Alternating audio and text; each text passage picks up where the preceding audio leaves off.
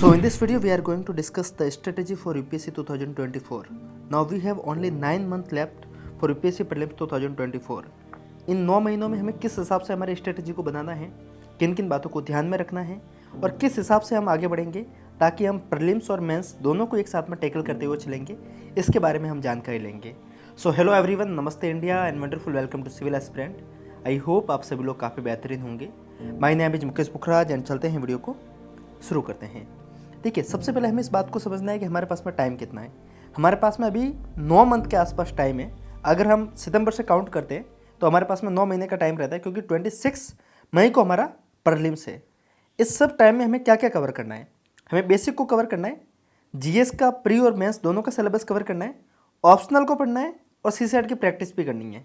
इन सब चीज़ों को हमें 9 महीने में एक स्ट्रेटेजिक वे में अगर हम चलते हैं तभी हम इन सबको पूरा कर पाएंगे। सबसे पहले हमारे पास में क्या टारगेट होना चाहिए? आप में से बहुत से लोग अभी जीएस को पढ़ेंगे, कुछ लोग अभी ऑप्शनल के बारे में सोचेंगे, कुछ सीसेट के बारे में सोचेंगे।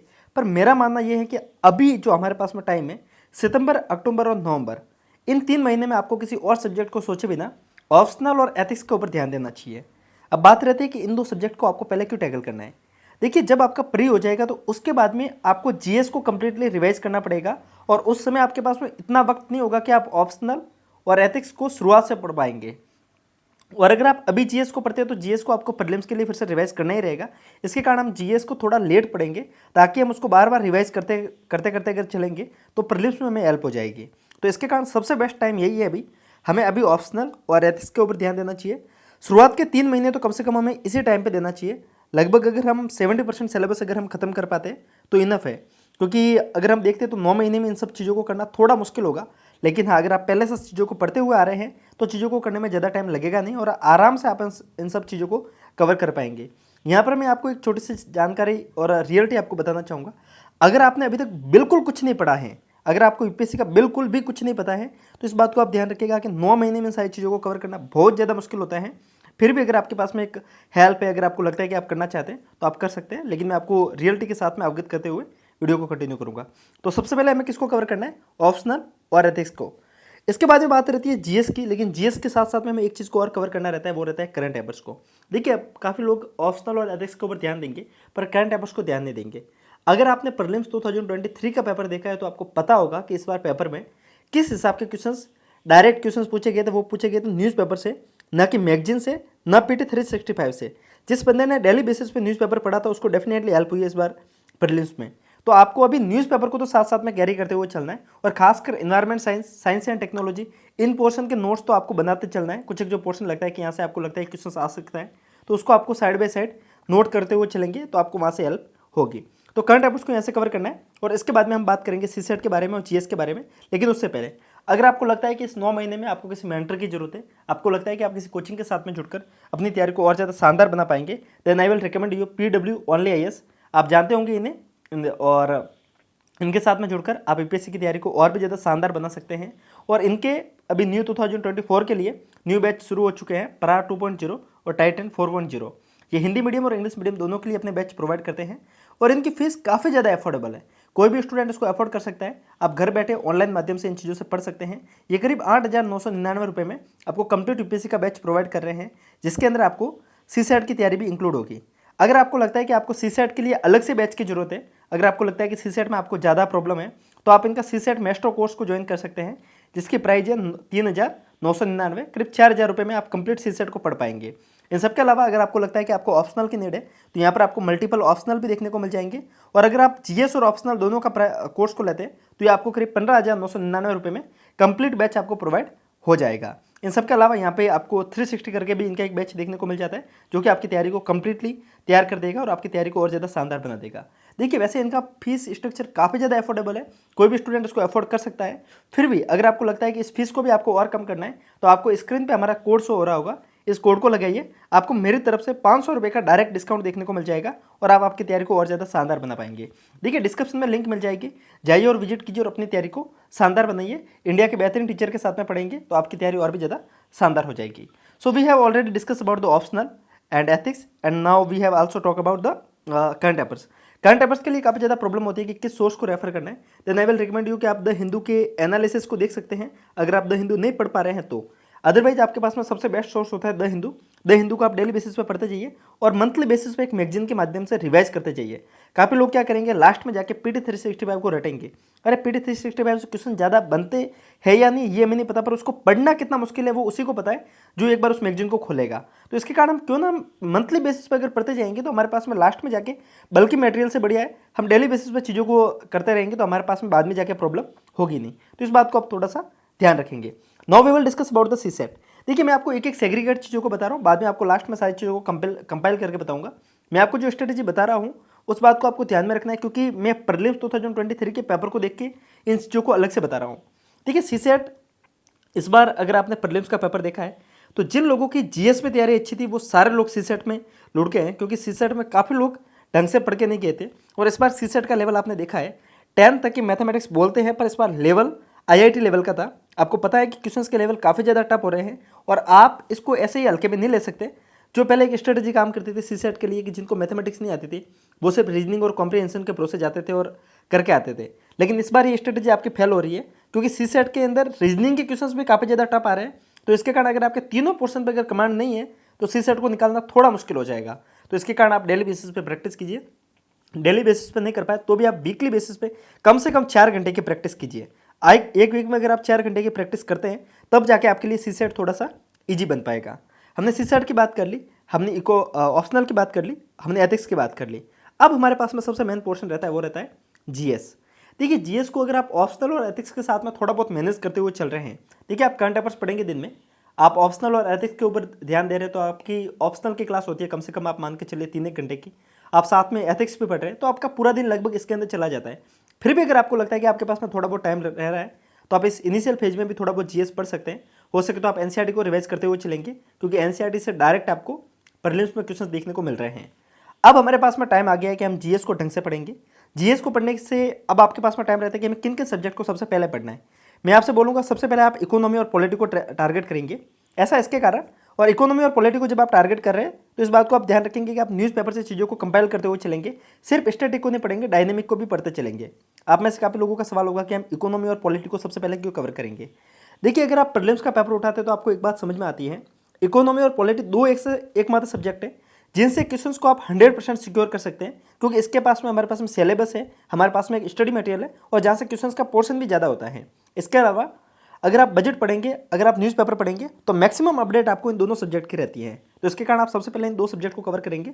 अगर आप नवंबर में शुरू करते हैं तो नवंबर दिसंबर तक आप इन दोनों सब्जेक्ट को लगभग खत्म कर देंगे। फिर आप आगे चल के और एक बात को ध्यान रखेंगे, आपसे प्रीलिम्स स्पेसिफिक नहीं पढ़ेंगे, आप मेंस के पोर्शन को टारगेट करते हुए चलेंगे, आंसर राइटिंग को करते हुए चलेंगे, तभी आपके लिए थोड़ा सा ईजी होगा। आप जब दिसंबर के एंड तक जाते हुए आप इकोनॉमी पॉलिटी को पढ़ सकते हैं और साथ साथ में आप कुछ एक सब्जेक्ट जो कि मेंस के लिए इंपॉर्टेंट हो सकते हैं लाइक आईआर है, ज्योग्राफी है, इन सबको भी आप कवर कर सकते हैं। 4th मंथ में आप आईआर, ज्योग्राफी, डिजास्टर मैनेजमेंट इन चीज़ों को कवर करेंगे और इसके साथ में आप इन्वायरमेंट साइंस को भी लेते हुए चलेंगे। देखिए इकोनॉमी और पॉलिटी का हमेशा एक कॉम्बिनेशन बनता है, ज्योग्राफी और इन्वायरमेंट साइंस का एक कॉम्बिनेशन बनता है और हिस्ट्री, आर्ट एंड कल्चर इन चीज़ का एक कॉम्बिनेशन बनता है। सबसे लास्ट में आप कवर करेंगे साइंस एंड टेक। आप सोचेंगे मैंने साइंस एंड टेक को सबसे लास्ट में क्यों रखा है, इस बात को आप ध्यान रखिएगा क्योंकि साइंस एंड टेक एक ऐसा सब्जेक्ट है जिसके मैक्सिमम क्वेश्चंस आपको करंट अफेयर से देखने को मिलेंगे। इसके अंदर एक साइंस एंड टेक ऐसा सब्जेक्ट है जिसको पढ़ने के लिए आपको स्टैटिक की नीड होती है, पर आप बिना स्टैटिक की नीड होती है पर क्वेश्चन सारे डायनेमिक होते हैं। इस बात को समझिए कैसे पोर्शन पूछा जाएगा डायनेमिक का, पर उस डायनेमिक को टैकल करने के लिए आपके पास में स्टैटिक होना जरूरी है। इसके कारण अगर हम लास्ट में पढ़ेंगे तो हम डायनेमिक पोर्शन के अकॉर्डिंग ही पढ़ेंगे कि डायनेमिक में कौन कौन सी चीज़ें आ रही है, करंट पे कौन कौन सी चीज़ें आ रही है, उसी को हम ध्यान में देके पढ़ेंगे, तभी हमारे पास में एक साइंस एंड टेक की एक सेपरेट स्ट्रेटेजी बन पाएगी। तो इस बात को आप ध्यान रखिएगा। अब हम बात करते हैं रिसोर्सेज के और बुक लिस्ट के बारे में। देखिए काफ़ी लोगों का सवाल रहता है कि कौन सी बुक लिस्ट फॉलो करनी है, कितने बुक्स को पढ़ना है। इस बात को आप ध्यान रखिएगा कि यूपीएससी के लिए बुक लिस्ट बहुत ज़्यादा होती हैं, हमारे पास में टाइम बहुत कम है। हमें अगर हम अगर स्मार्ट स्टडी नहीं करते हैं तो हमारे पास में टाइम इतना नहीं है कि हम सारी बुकों को पढ़ पाएंगे। हमारे पास मेन 6 पिलर होते हैं, economy, polity, history, geography, history and science and technology और करंट अफेयर्स। ये 6 पोर्शन हमारे पास में होते हैं। इन 6 के लिए आप किसी एक स्टडी सोर्स को पढ़ सकते हैं, बाकी सबके लिए आप कोचिंग के नोट्स को रेफर करेंगे। वैसे इकोनॉमी के लिए भी काफ़ी लोग नोट्स को पढ़ेंगे, इसके साथ में साइंस एंड टेक के लिए भी नोट्स को पढ़ेंगे। तो मैक्सिमम पोर्शन आप ट्राई कीजिए नोट्स से ट्राई कीजिए, क्योंकि उसके अंदर टाइम भी कम लगेगा, साथ में चीज़ें एक साथ में इस हिसाब से लिखी जाती है कि उसको पढ़ने में टाइम कम लगता है और साथ साथ में रिवाइज करने में भी आसानी होती है। तो इस बात को आप थोड़ा सा ध्यान रखेंगे। इसके साथ में एक चीज़ को आप थोड़ा सा ध्यान रखेंगे, यूपीएससी प्रीलिम्स को निकालना है या फिर मेंस को टैकल करना है तो आपके हेल्प बुक्स करेगी, ना कि वीडियो लेक्चर करेंगे। मैक्सिमम लोग पूरे दिन अब वीडियो लेक्चर देखेंगे, लास्ट के टाइम में कुछ लोग मैराथन वीडियो भी देखते हैं। देखिए उससे ज़्यादा हेल्प होती नहीं है, इस बात को आपको समझना होगा। मैक्सिमम आप डे के अकॉर्डिंग 4 घंटे या फिर 5 साढ़े 4 घंटे इतनी क्लासेस देखिए, बाकी टाइम आप बुक्स के साथ में स्पेंड कीजिए, तभी आपको एक रिजल्ट देखने को मिलेगा, अदरवाइज आपको कोई रिजल्ट देखने को नहीं मिलेगा। तो इस बात को आप थोड़ा सा ध्यान रखेंगे। इन सब के अलावा एमसीक्यू की प्रैक्टिस आप करते जाएंगे और पीवाईक्यू भी देखते जाएंगे।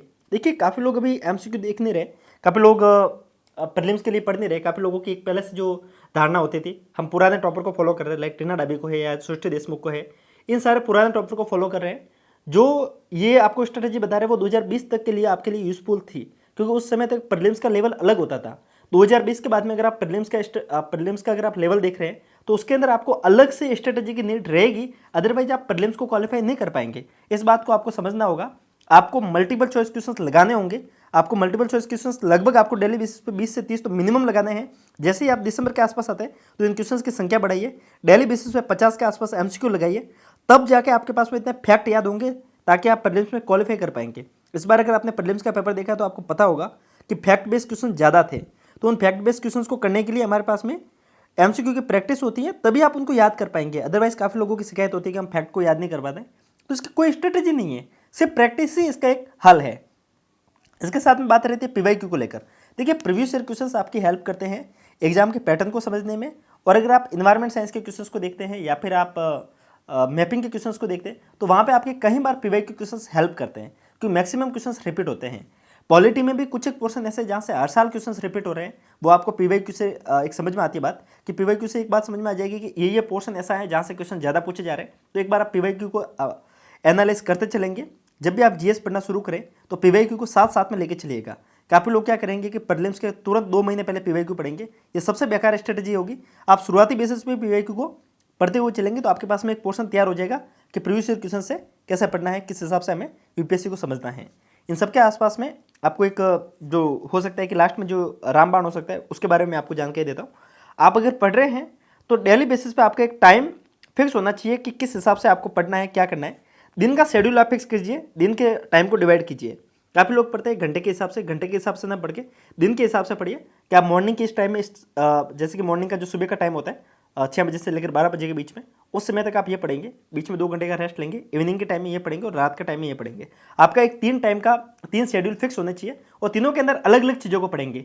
अगर आप इवनिंग के टाइम में प्रैक्टिस कर रहे हैं, सुबह के टाइम में जीएस पढ़ रहे हैं, तो दिन के टाइम में आप किसी और सब्जेक्ट को पढ़ेंगे, आंसर राइटिंग करेंगे या फिर कुछ ऐसा करेंगे जो आपके मेंस के लिए हो सकता है। या फिर ऐसे डिवाइड कर सकते हैं, एक टाइम प्रीलिम्स को देंगे, एक टाइम मेंस को देंगे और एक टाइम प्रैक्टिस को देंगे। तो इस हिसाब से भी आप डे को डिवाइड करके पढ़ेंगे। अगर आपके पास में डेली बेसिस पर टारगेट नहीं है तो आप इस जर्नी को अचीव नहीं कर पाएंगे। इस जर्नी को अचीव करने के लिए टारगेट एक आपके पास में गोल फिक्स होना जरूरी है, अदरवाइज इसके अंदर सिलेबस को फिनिश कर पाना इम्पॉसिबल है।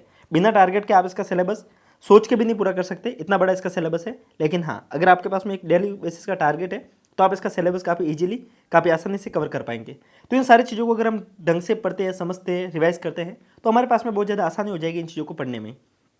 सो आपको डिस्क्रिप्शन में लिंक मिल जाएगी, इन सारी चीज़ों को देख सकते हैं। इन सब के अलावा जैसे कि मैंने आपको एमसीक्यू के बीच में बात की कि आप एमसीक्यू लगाइए। काफ़ी लोगों के सवाल होंगे कि हमारे पास में ऑलरेडी एमसीक्यू है ही नहीं तो हम लगाए कहाँ से। मैं आपकी इसमें हेल्प कर सकता हूँ। मैंने टेलीग्राम में आपको 10,000 से ज़्यादा एमसीक्यू दिए हैं, अलग अलग सब्जेक्ट के मिलाकर 10,000 से ज़्यादा एमसीक्यू हैं। अगर आप डेली बेसिस पे क्वेश्चंस को अगर 20 से 25 क्वेश्चंस भी लगाते हो तो आप आराम से, आपके पास में इतने क्वेश्चंस होंगे कि आप प्रीलिम्स तक सारे क्वेश्चंस को लगा पाएंगे। तो आपको वो सारी हेल्प कहाँ से होगी? टेलीग्राम चैनल से। डिस्क्रिप्शन में लिंक मिलेगी हमारे टेलीग्राम चैनल की, आप जाकर उसको विजिट कर सकते हैं और आप वहाँ से नोट्स को भी प्राप्त कर सकते हैं, टॉपर्स के नोट्स भी प्राप्त कर सकते हैं और प्रीलिम्स स्पेसिफिक जो मैंने पिछली बार नोट्स डाले थे उनको भी आप पढ़ सकते हैं।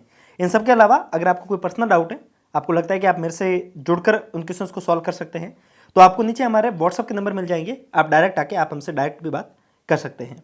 सो मिलते हैं ऐसे इन्फॉर्मेटिव वीडियो के साथ में, तब तक के लिए हंसते रहिए, मुस्कुराते रहिए, साथ साथ में पढ़ते भी रहिए। किसी और दिन, किसी और रोज़, किसी और टॉपिक के साथ में फिर मिलेंगे, तब तक के लिए जय हिंद।